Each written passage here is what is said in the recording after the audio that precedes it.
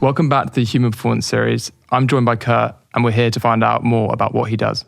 Kurt, lovely to meet you. Yeah, and you too. Thanks for having me. Would you mind, talking about who you are, what you do? Yeah, sure thing. My name's Kurt. I'm from New Zealand originally. Been living in the UK for 15 years now, so pretty settled in. I work as a cook part-time in a coffee shop in Peckham, and then I run a social run crew called Peckham Paces, which we've been going for 2 years now. And that kind of takes up a lot of my time. I noticed the hat. It's a great... I've got to rep it, man. Yeah. So what made you want to start this run club? It was mainly like working in the cafe, speaking to customers, speaking to the guys that work there. I was running a lot on my own. I was like, shall we, once a week, meet up, go for a run? And people were kind of like keen on the idea. So that's kind of how it started. Got the ball rolling that way, just with a few mates and customers and stuff. And it just like snowballed from there. And now we meet like 3 days a week and we have events and it's chaos, but it's super fun. How many are there in the community now? The WhatsApp group's like over 600 people now. But I think like regularly on a Wednesday night, we'll get 60, 70 people. And then like Saturdays and Mondays, maybe like 40 people. But it's kind of like a revolving door, people coming and going, and we're there every week, without a doubt. You know where to find us. You want to come once a month, come once a month. You want to come every single Wednesday, do it. So it's really nice. It's a really nice little community.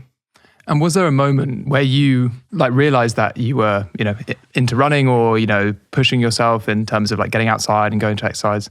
I've played sport my whole life. Ever since I was 3 or 4 years old, my dad had me throwing a rugby ball around and I can't sit still. So it's I've always been playing sports, whether it be rugby or touch rugby or rock climbing or whatever. It's I'm always playing sports. And then again, the classic cliche, lockdown happened, started going for jogs. And then that kind of was a new thing for me, a new sport that I'd done at school, but not for 10 plus years. And then you can sort of I just started running again. I was like, oh man, this is actually really fun. And building a community around that was great. I love the community aspect of running now. I've run for a few years and it really seems only recently has it become this sort of social thing. Yeah, it's mental, right? I'm getting messages every day on WhatsApp or on Instagram, how do I join? How can we run with you guys? What's the deal? How do I sign up? And it's not, I didn't even imagine remotely that's what it would become, but it seems to be really booming at the moment. Every time I open up Instagram, there's some new running crew about or some run influencer that's doing something. So I feel it's really on brand at the moment, this whole running thing. But I hope that our community will stay super strong, and I think it will. It doesn't matter if it's cycling becomes the next big thing or swimming or whatever the next sport is, but I think we've got a super strong community, and I think running's here to stay for sure. And, alongside running and running this run club, you obviously have a full-time job. How do you balance, doing both? I'm kind of lucky. So I work part-time as a cook in a cafe in Peckham. So it's quite nice hours. I work early in the morning and then I've got my afternoons to go for runs and do other things. And I also have got my own business on the side, which just allows me to have a bit more flexibility than most people. I don't have that steady 9 to 5 days a week job. I'm quite flexible with my work and it's, it helps. It's the only way I can kind of fit everything in, but I wouldn't have it any other way. And do you have any tips for kind of staying focused with fitting in so much in your days? If I'm stuck inside for a whole day without any outlet, whether it's going to the gym or going for a run or whatever, I think I'd just go mad. So I think I'm just that type of person that needs an outlet that's kind of sports orientated. Especially with running, I set a goal and that's what I put my mind to. And I'll be okay, I want to run this time or come this place in this event. And I'm super driven by that. I'm really competitive. What's the next running challenge for you? I've got a few little races coming up, but London Marathon will probably be the big one. I had to pull out this year because of a pretty bad injury. I want to do London Marathon next year. I've got a spot, so that's the next big challenge, I guess. Is there a particular time? Yeah, I'd 2.5 would be great. Wow. If I can sneak under that. A friend of mine just ran 2:28 last weekend, so 2:28. Yeah, he's a nutter. Wow. So if I can beat that, I'll be very happy. But I just want to get to the start line in one piece and not get injured again. So that's my main focus for now. And are there any daily things that you do that you think kind of set you up for the day or weeks ahead? Oh, I'm such a hypocrite, but getting that good sleep. I think is so crucial. Like if I had a really bad week last week, whether it was like work stress or I had a few too many things on, juggling too many balls and like wasn't sleeping well, I just felt so terrible. All my runs felt bad. And you always hear people, make sure you get 8 hours sleep. And I've kind of always ignored it, but man, it makes such a difference. Like getting a good night's sleep is such a killer. So yeah, I think that's my biggest takeaway at the moment is just trying to focus on getting a good night's sleep. But it's harder said than done. And as a Huel consumer, how does that fit into your lifestyle? Like what are the benefits for you of introducing it into your lifestyle? The injury I got earlier this year was kind of like down to not fueling enough, not resting enough, and just running too much, basically. I spoke to a nutritionist and that, and we just got to try and get as many calories in as possible. And like Huel's great because it's like 400 calories in a bottle. And that's just like, boom, straight after a run, I can have that. And it's like topping up my daily intake and not having to stress about like, oh God, what else am I eating next? It's just such an easy win, especially after like a long run or a hard workout or something. Yeah, I always go for a Huel. What's one common myth about performance or nutrition that you think needs to be debunked? I think people like have negative connotation about carbs. There's like a lot of people that are like, oh no carb diet, but I think carbs are pretty important and I'm all about the carbs. I think it's interesting because it's all about percentages and whatever you do in life, and I think not having to think about, the nutrition side of things sometimes, it frees your mind up. Yeah, and there's so many conflicting ideas on whether you're opening up Instagram or on YouTube or whatever. There's like a new craze that you need to try. But I try and just keep it super simple and just like make sure I'm eating enough calories, hitting some protein, and just doing that really. Yeah, it's hard to focus on what you believe is the truth nowadays. Yeah. There's so much fear-mongering. Yeah, for sure. But yeah, I don't know, just got to pick and choose who you listen to. But yeah, there's too much going on those social media platforms. Like you're getting different ideas from everyone and it can get a little overwhelming.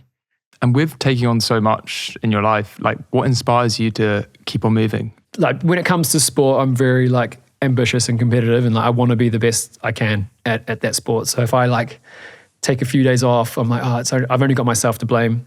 If a race doesn't go well, I'm like, man, like I should have probably not taken those 3 days off training or whatever. So that's kind of keeps me driven. And if you wake up and you're feeling, pretty rubbish or not productive, how do you deal with, feeling like that?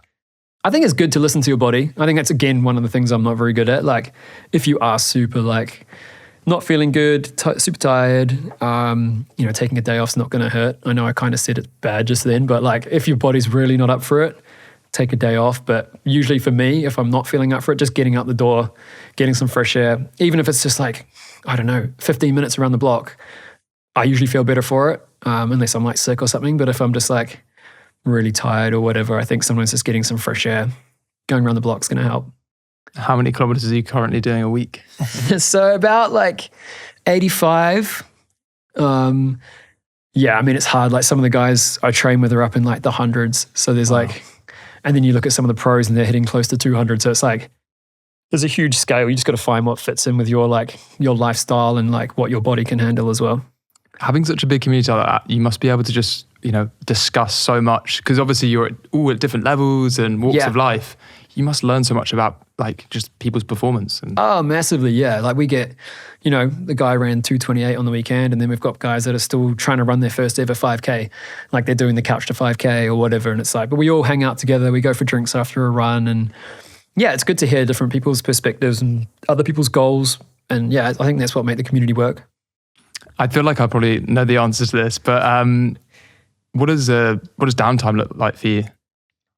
Yeah, I do like to just like put my feet up and watch a movie in the evenings or something like that, or play a bit of Xbox. Or yeah, I do like to put my feet up in the evenings, but it is a rare occurrence these days.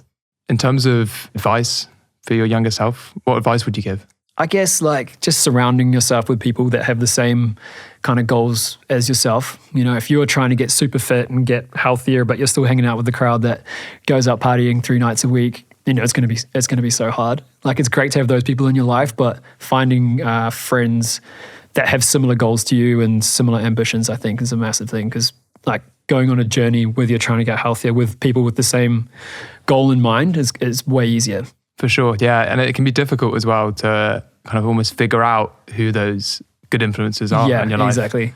Yeah. And the people that are bad influence are always fun as well. So it's like, it's hard to separate that. But yeah, I think it's trying to find those good people is important. And for those moments where you're kind of feeling a bit low in inspiration, or, you know, you're not feeling 100%, are there any resources or tools or books that you go to? Yeah, I've got a list of I've got a notes list on my phone.